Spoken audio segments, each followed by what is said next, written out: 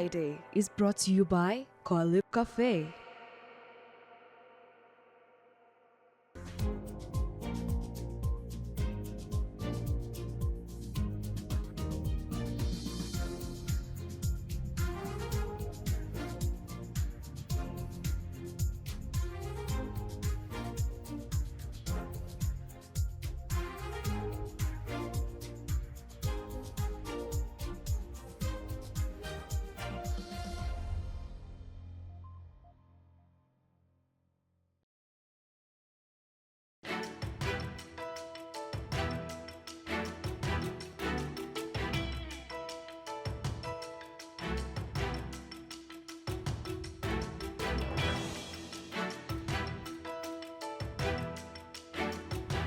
This is News on Friday. Hello, it's another Friday to catch up with the latest news from across the African continent. We have our lenses on the biggest stories touching on leadership and youth empowerment.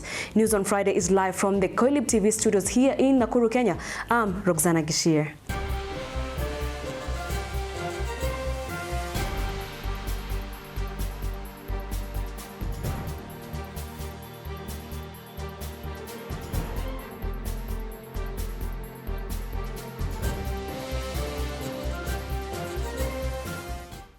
Today's program includes the president's speech from the 9th annual Dairy Farmers Field Day celebrations. Mimi nataka niwapigie salute, niseme pongezi na pongezi tena. Also, Harriet Chua is representing the United Republic of Tanzania as a UN Youth Fellow at the United Nations this year. We'll hear from her. Winfred Mutinda works as a transmission system planning engineer at Kenya Electricity Transmission Company Limited. She also serves as the organization's gender focal point, advocating for gender diversity in STEM fields. Winfred emphasizes the impact of KETRACO's gender-based streaming policy and stresses the importance of mentorship for high school girls, especially in subjects like mathematics and science. She shares her recent mentoring sessions at Turbi Girls School as an example of promoting interest in STEM careers among young women. My name is Winfred Mutinda. I work as a transmission system planning engineer at KETRACO under the Project Development Services Directorate. I'm also the gender focal point in the organization and a member of the Energy Sector Gender Committee. I am very passionate about mentorship. STEM mentorship for high schools, just like the one that we did at Turbi Girls, is in alignment with the commitments of the KETRACO's gender mainstreaming policy. According to statistics by the Kenya National Bureau of Statistics and the Commission for University Education, it has been shown that approximately 30 to 35% of the students enrolled in STEM courses are girls. And this has been attributed to the inadequate academic preparation as well as the lack of role models and mentors for these young girls in high school. So when we mentor these young girls in high schools on science, technology, engineering and mathematics, we are able to expose them to a world full of possibilities by telling them that what they need to uptake these STEM careers in future is ensuring that they prepare themselves adequately in the subjects that are required for enrollment in the universities. These are basically mathematics and the science-related subjects that they pursue in the high schools. When we speak to these girls, we emphasize on the need for self-confidence and self-belief, as well as the need for an unwavering spirit, because most science-related subjects are hard to tackle, and most people give up and feel that they are not able to do well in these careers. For us to have more women being recruited or being attracted to careers that are in male-dominated sectors like the energy sector, it is good to ensure that we mentor these young girls, we expose ourselves as role models to them, and we talk to them so that we can encourage them and hold their hands in their journey in the STEM course. Thank you. The newly established Samakipoa Consortium aims to enhance the aquaculture industry in East Africa. The consortium, composed of 5 stakeholders from East Africa and Europe, will focus on strengthening capacities throughout the aquaculture value chain. Samakipoa translates to cool or awesome fish in Swahili. The consortium's experts will collaborate to bridge the knowledge gap in the value chain, aiming to bolster food security and empower local aquaculture sector by generating employment opportunities for the region's youth.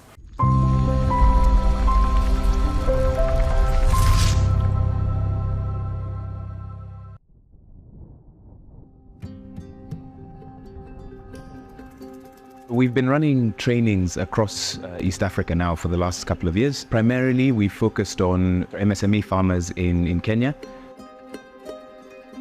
We've been to Kakamega, Homa Bay, Kisumu, Machakos, all around Kenya. We've done some training in Rwanda as well, and this marks our first foray into Uganda. We're here in Bujiri district delivering training and capacity building to medium and small-scale aquaculturists as part of the Samakipoa project. Samakipoa has been running now for 2 years. It started in July of 2022, and we are at the middle point of what is a 4-year project. My name is Edna Mwende. I work in the Department of Lattice Aquaculture, where we work with different smallholder farmers in East African region. We've had an impressive group of trainees for the past 4 days. Trainings have been impactful, starting from cage farmers, going to pond farmers, also finishing up now with fishermen who are interested now in doing fish farming so that they can reduce the over-reliance of their natural resources. We've been training them hands-on experience, both in terms of knowledge and where we can, we do it practically in all forms of aquaculture practices like introduction to cage aquaculture, introduction to pond aquaculture, taking care of their water quality in aquaculture, managing feeds and feeding in aquaculture, and basically farming fish for a business and not just doing it for fun. Experts from Samakipoa have helped us understand more about cage fish farming. We knew some knowledge, but we have been given more knowledge. Tubadde tufidinga ebyennyanja naye ng'emmere tugyonoona. Tubadde tukola losi nga tugenda ku cage even though nga tusanze ebyennyanja nga biri kungulu and we pour feeds nga tetumanyi nga tukola ki nga twonoona emmere. We have been doing transfers nga tukola more mortalities nga tuyoola buckets and buckets after stocking nga tetumanyi nti ebyennyanja olina obihandolinga mpola n'obiyiwamu ebifuna obumanyirivu obw'amazzi g'obireeteddemu nagali g'obisizaamu ne biryoka bisurvivinga. I feel I've made an impact, and the people I've taught are going to deliver on what we've taught them. I like how these people heard about the trainings and they were willing to show up every day. It was an engagement kind of training. They were participating. The feedback that we got was resoundingly positive. I think we were able to give a lot of people this knowledge which they previously didn't have. It has been a good training, and we would request or we would go on to encourage Samakipoa to keep on training several farmers, because you notice that farmers deep in a village like here, we have a few professionals with a knowledge of you people have learned, and we are so privileged. Lattice came on board to assist farmers be self-sufficient when it comes to knowledge in aquaculture. My learners have been empowered and encouraged to go and do what they have been doing. And I feel by the next 4 to 5 months, some of them will be harvesting. I believe they'll enjoy fish farming as a business in terms of making huge profit. For this Uganda project, I'd just like to thank all the partners that we've worked with, to thank all the participants for coming out, for being engaged, to thank our Ugandan trainers who have delivered content which is targeted to the specific needs of the Ugandan trainees. Samakipoa tusomeseza kati naawe tuli bakugu nga ba feeders abalunzi ab'ennyanja. We thank your support. Mwebale okujja otusomesa and we need more. Temukomanga awo. The dairy value chains, milk processing and marketing activities results in about 40,000 jobs, with over 70% of these jobs located in small-scale informal sectors. In addition to the direct jobs, the industry creates numerous indirect jobs in sectors such as trade and transport. President William Samoei Ruto is aware of this and stated that the government will continue to support farmers and expand the market for their dairy products. Ruto made this announcement at Gitoro ASK grounds, Meru County, during the 9th annual Dairy Farmers Field Day. Nyinyi mumedhihirisha ya kwamba nyinyi ni watu wa bidii. Wakati tulikuwa hapa last year, mapato yenu ya maziwa ilikuwa 406,000 kilos every day. Leo mumesukuma imefika 560,000 kilos every day. Mimi nataka niwapigie salute, niseme pongezi na pongezi tena. Nyinyi mumeonyesha kwamba nyinyi ni watu wa bidii. Na kwa sababu nyinyi ni watu wa bidii, tutawashika mkono. Vision Bearers Youth Group is a self-help group located in the Mathare 3C area. It was established in 2017 with the aim of rehabilitating youths who had turned away from a life of crime and violence in Mathare. The initiative Growth for Change brings together change makers to develop innovative solutions for urban transformation in the ghetto. Growth for Change has been active in Kenya since 2019 and is supported by Voices for Change. Kwa majina naitwa Moses Nyeike Kimani, mimi ndio chairman Vision Bearers Youth Group na bado mimi ni comedian online kama Chizi wa Mathare. Kwa life hapa Mathare nimekuwa nikingangana natafuta anything ambayo inaweza leta watu pamoja, ambayo inaweza reduce hata crime mtaa. So tulikama up na idea, tukua vijana 11, mimi nilikuwa mmoja wao. Tukakama up na idea kuform a youth group. Tukaform youth group ambayo ilikuwa ni mwaka 2017 tarehe 6 Januari. Tukakama up na hiyo idea kama up na youth group kuleta vijana pamoja at least ku reduce crime. Hapo ndio tukakama up na hiyo idea, tukaanza kutafuta kitu tunaweza fanya, tukaanza na garbage collection na kuuza mboga. Hiyo mboga time tuko natoa Majuja, tunakuja tunauza hapa Mathare. Juja iko upande wa Murang'a na tuliona tukapata hiyo job ikiwa inafanya kazi nzuri, ndio tukaamua kuifanya kama group. Na after hapo tukaona hiyo biashara inafanya kazi, tukaamua sasa kuingilia kwa hiyo biashara kabisa. Hapo ndio tukaanza kupanda mboga chini kwa chini, tukapanda kama wale ambao wanapanda huko countryside Ushago. Tukapanda, but with time tukiendelea tukakuja tukanotice mchanga yetu hapa Nairobi, hapa Mathare iko somehow polluted with papers na pia mamawe. So kama tuna idea ni tutaimproveaje ukulima wetu. Hapo ndio tukaamua kwenda classes, partnership na Growth for Change, tukaanza kufanya maneno na ukulima wa hydroponic, ukulimaji bila mchanga. Niyo tukaingililia, tukaimprove ile ukulima yetu na kuleta mboga kwa njia ambayo inaeleweka. Tumekuwa pia tukisisitiza sana wa focus sana na mambo ya climate change, na ndio maana sasa tulianzisha hii system ambayo ina recycle maji na inatumia muda kidogo sana, inatumia less space na ina produce a lot. So tumekuwa tukienda training, kama mimi mwenyewe nimekuwa nikienda training ya kudeal na hydroponic, na pia nimekuwa nikifundisha watu sana ma members na wale ambao wanataka kulearn hii shughuli hapa Nairobi, kwa maana ni shughuli poa ya urban farming ambayo inatumia space kidogo na inatoa mapato, na hiyo mapato ambayo sisi tunapata kama group huwa kama hapa kwa shamba tunapata kama tuseme 3,000 per week. Hiyo 3,000 per week tunachukua 1,500 tuna save, na 1,500 hiyo ingine inaenda kwa feeding program zetu ambazo tunafanya, na pia kubuy nutrients za hizi mimea, na pia kusustain pia kikundi hapa na pale. Naweza sema tumebenefit a lot hapa kama kikundi. Ukiangalia idling iliisha, tulikuwa wasi na idol mtaani, unapata pia wasi na engage kwa tabia mbaya mtaani kama crime, mtu ako kwa mastori mbaya. So wasi walikuja wakaangalia positive things ambazo zinakuja kwa group, so wanakuja na implement kwa society, na hiyo kitu inasaidia sana, na tunaendelea pia kuhimiza wase waingie kwa group. Sio sisi pekee yetu tunajipenda, tunataka pia new members ambao wako na idea pia tunawa welcome kwa group, at least songe mbele wote. Madhara siwezi change nikiwa peke yangu, but tukiunite tunasonga mbele wote, tukishikana tuko na power, tuko na uwezo, Tuko na uwezo. tuko na uwezo, tuko na uwezo. Tuko na uwezo.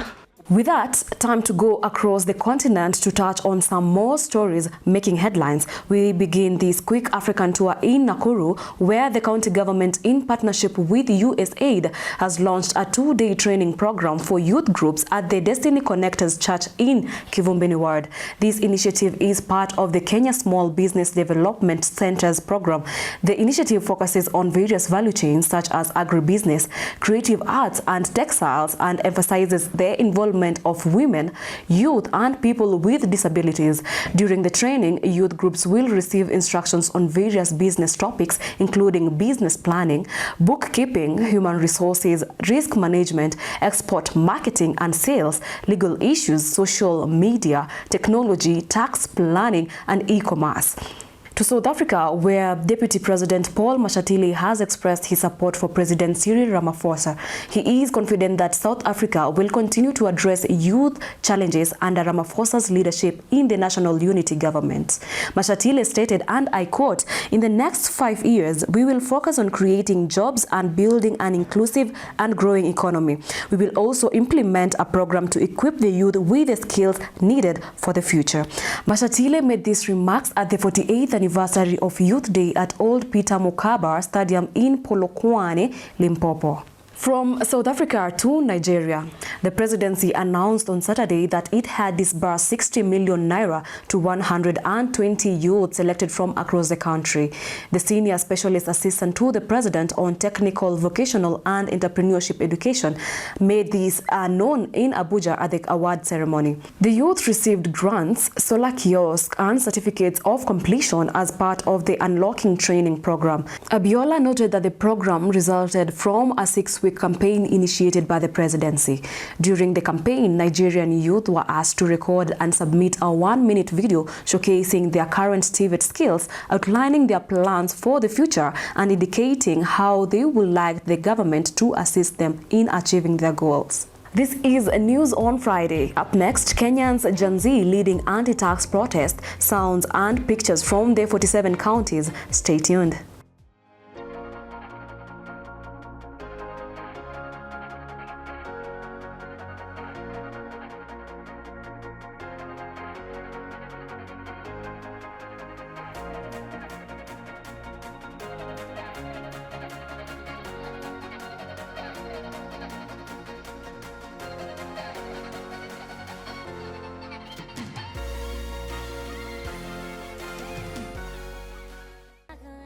The future is youthful. The future is skillful. The future is you.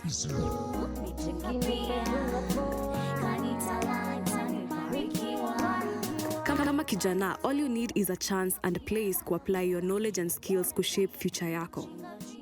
Technical and vocational education and training zinakupea the life skills zenye zitakuwezesha kushape future yako. Kwa kudevelop professional interest, talents na passion zako, una gain power ya create jobs, drive entrepreneurship na increase socio-economic prospects zako. I came here to shine. The reason I don't want killing at my shows. Are you ready for the future? Ujuzi ni kazi. It's buried in my soul. Najua mimi ndo next.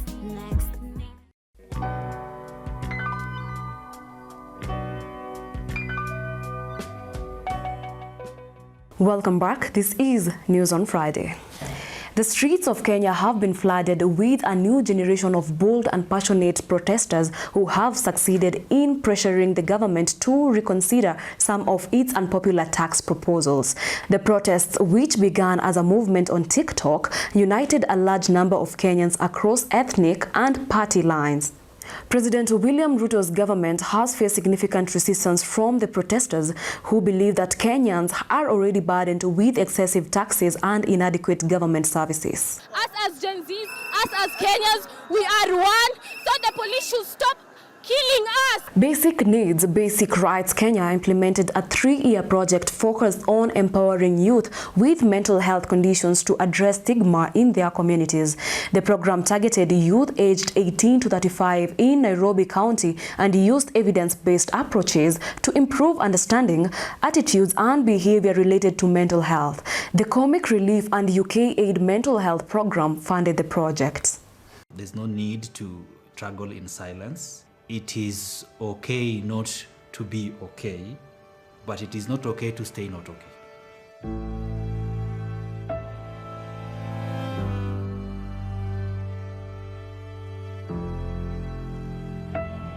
1 in 4 people in Kenya, they will have a mental health problem at some point in their lives. And the biggest challenge with that is the stigma that it comes with. Where I come from, I think people experience mental health issues and they don't accept it. And I didn't understand them. The worst episode I had was during COVID, where I lost my mom. So my life turned. I became part of Basic Needs in 2019. I just received a diagnosis of my mental illness, substance use and bipolar disorder. I was looking for somewhere I could fit in, and I also wanted to know more about what I was struggling with.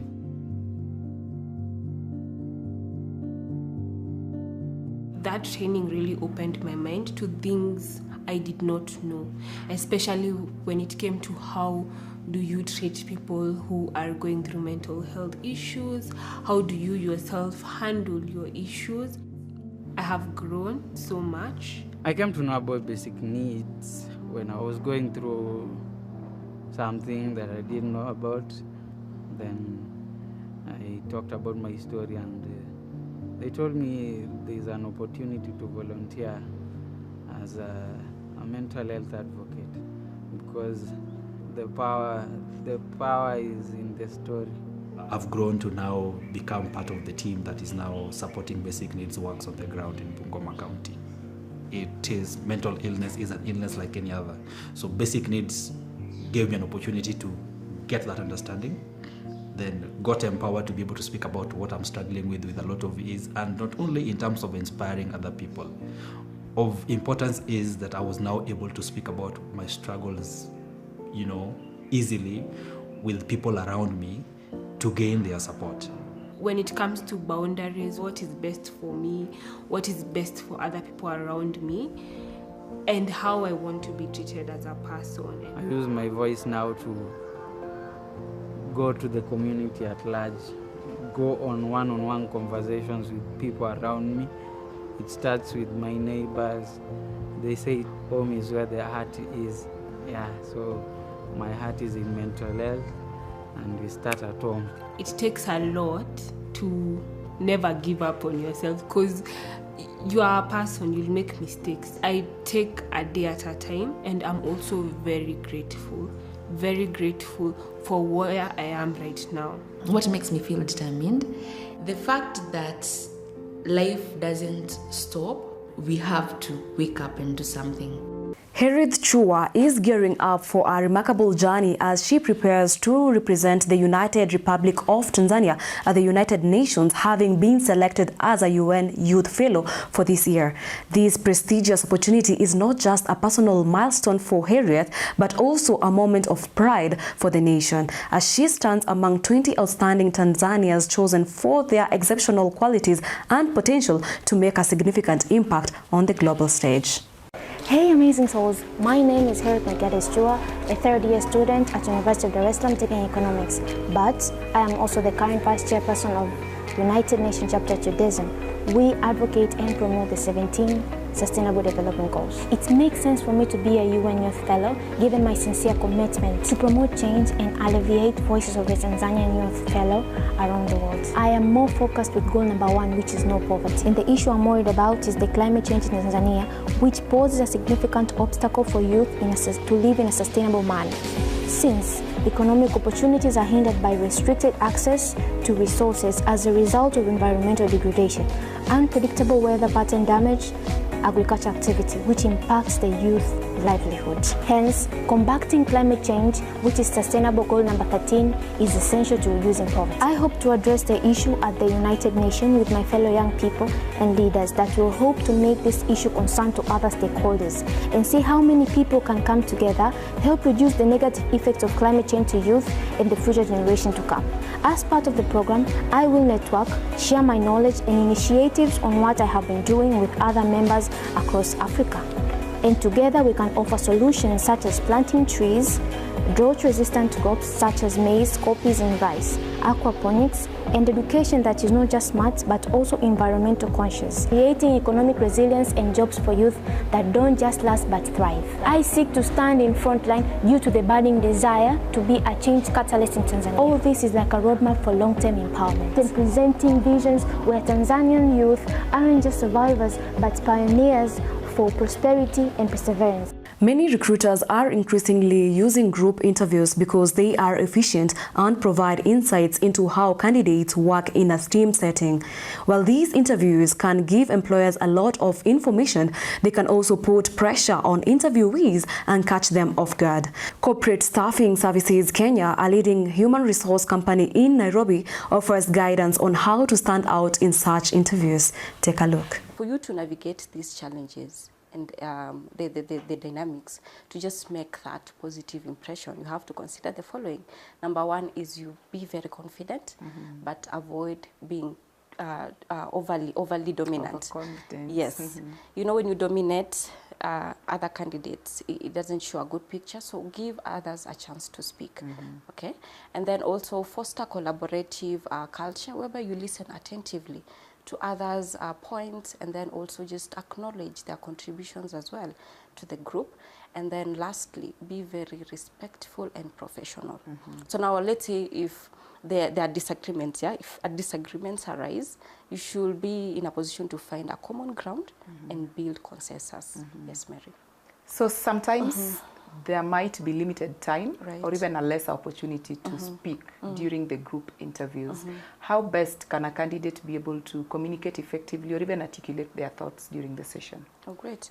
Now, to communicate effectively in a group interview, where of course there is limited time as well as even opportunities to speak, you have to consider the following. And number 1 is prepare in advance. And you can do this by, of course, anticipating potential questions as well as even topics of discussions. Once you've done that, now come up with concise and impactful responses beforehand. Practice them as well, okay? Internalize before you even get into that interview room.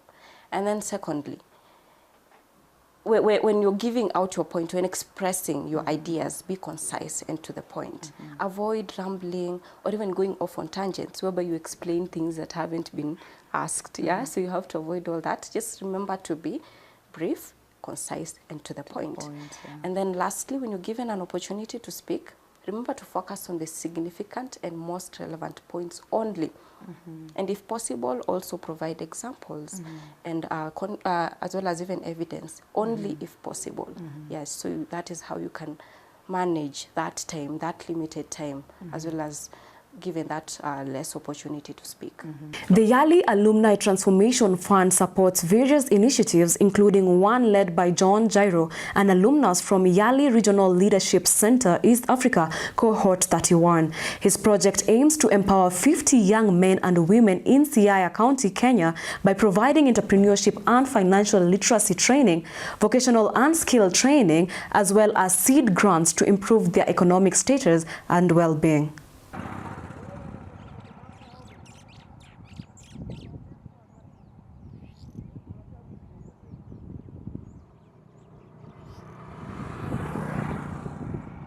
I am John Jairo from Kenya.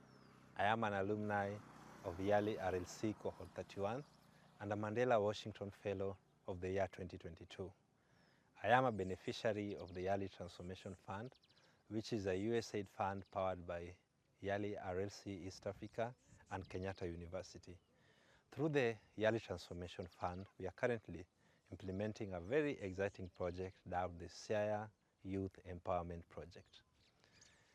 Most of our young people within Siaya County are still experiencing a high rate of unemployment.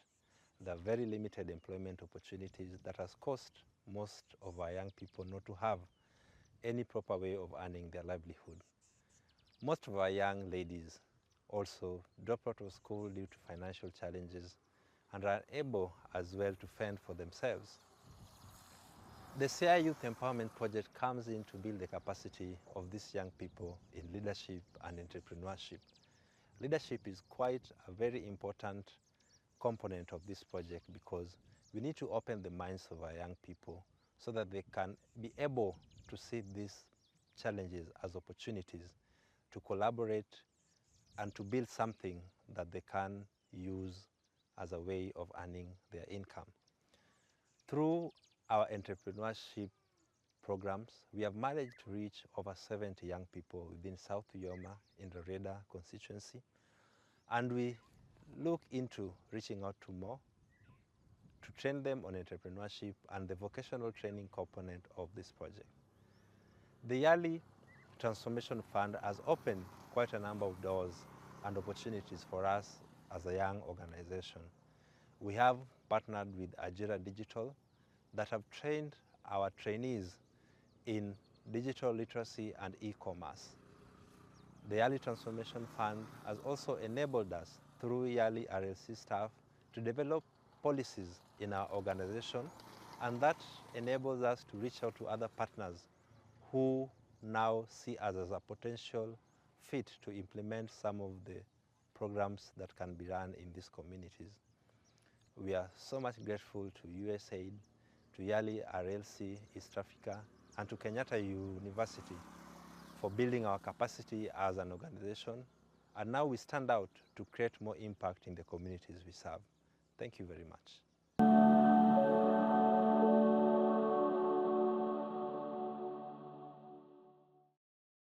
News on Friday takes a short break. Sports is up next. Stay with us.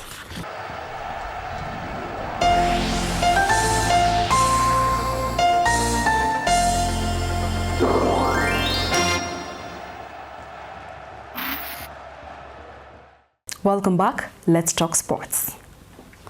The Harambee Junior Starlets made history by becoming the first Kenyan team to qualify for a FIFA World Cup. They achieved this by defeating Burundi 2-0 on the day and 5-0 on aggregate, securing their spot in the Under-17 showpiece in the Dominican Republic in October.